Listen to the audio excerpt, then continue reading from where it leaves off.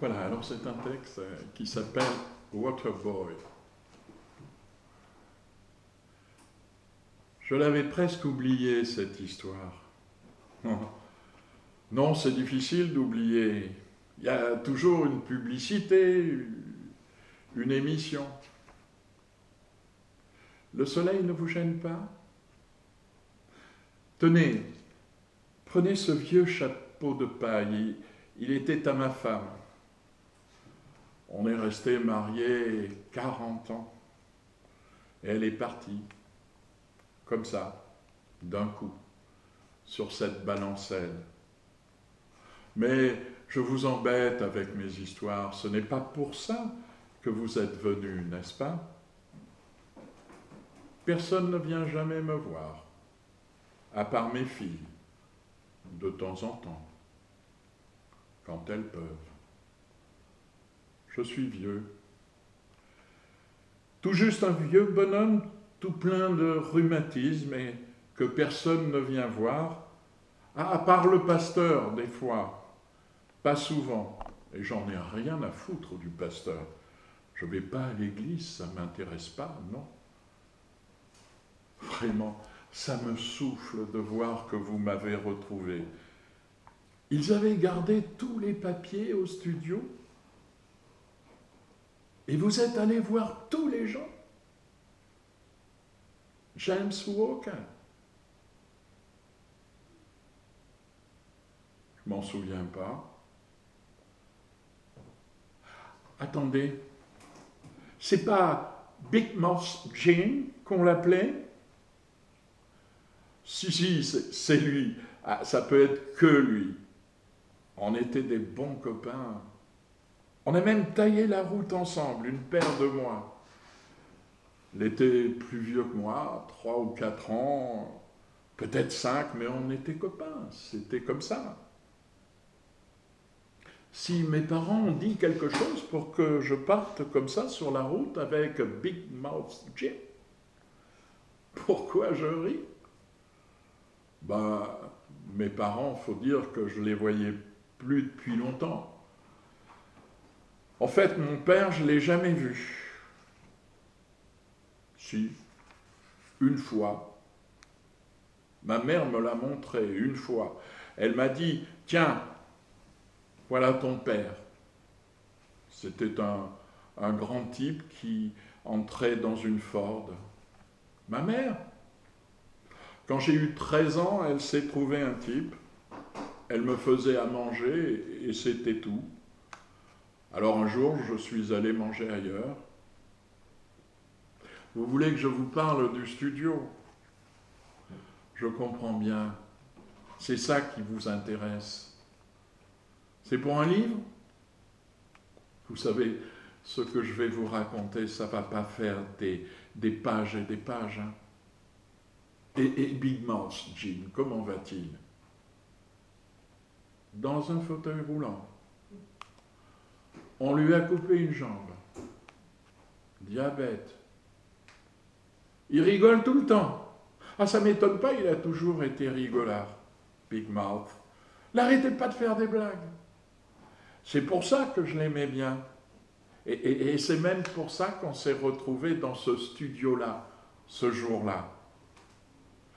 Oui, c'était la première fois, pour moi. Parce que Big Mouth, il avait déjà travaillé, lui.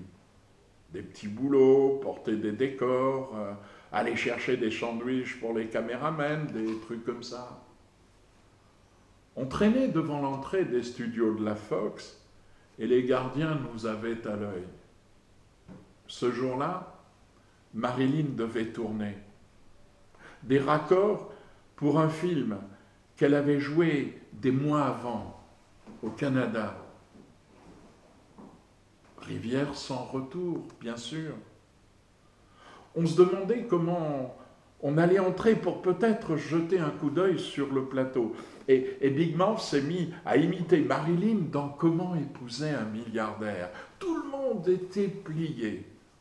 Et puis, un des types du studio est arrivé en sueur. Il a dit « Hey, comique, si tu n'as rien à faire, rapplique un peu par ici, je paye. » Et mon copain, il a dit, Big Mouth, Qu'il se ramène aussi, a dit l'autre.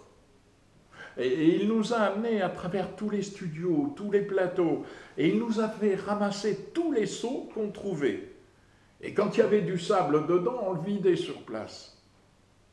Très vite, ça a été lourd. C'était pas du plastique comme maintenant. C'était de la bonne tôle, et ça faisait un bruit d'enfer.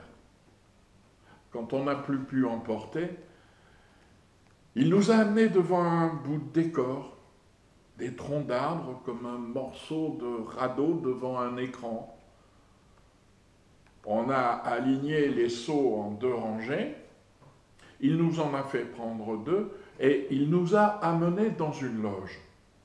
Il nous a montré la douche et il a dit de remplir les seaux d'eau.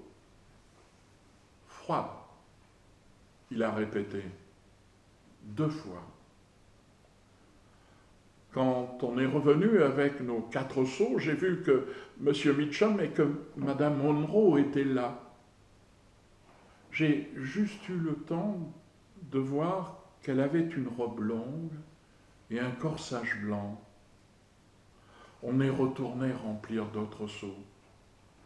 Quand la scène a commencé, on savait ce qu'on devait faire. Quand on entendait Mitchum, Big Mouth devait envoyer un seau d'eau dans la figure du comédien. Quand j'entendais Monroe, c'était à moi d'agir. S'il y a eu beaucoup de prises, beaucoup. C'était jamais ça. On n'arrêtait pas d'aller remplir des seaux d'eau et de les jeter. Mais moi, j'avais fait couler l'eau chaude. Pourquoi? J'avais 15 ans, enfin pas tout à fait. Je voyais bien qu'elle avait froid. Je voyais bien qu'elle était prête à pleurer. Je voyais bien qu'elle me regardait avec des yeux. Je voyais bien qu'elle m'avait fait un sourire à moi, rien qu'à moi. Je voyais bien qu'autour de moi, tous les autres la regardaient avec des yeux. Je voyais bien qu'on aurait dit « Un pauvre oiseau mouillé ». Ouais, c'est ça. Peut-être. Elle avait la robe et le corsage qui lui collaient au corps. J'avais 15 ans. Enfin, presque. Et je lui jetais des seaux d'eau pour les faire coller encore plus, et elle ressemblait à... Si ces scènes ont finalement été prises dans le film, je ne sais pas. Je ne l'ai jamais vu. Je n'ai jamais voulu le voir. J'avais 15 ans. Ou pas loin. C'est tout. Voilà. C'est tout. C'était pas à un oiseau qu'elle ressemblait. C'était à un rat. Un pauvre rat, tombé dans l'eau d'un égout avec la botte de l'égoutier pas loin.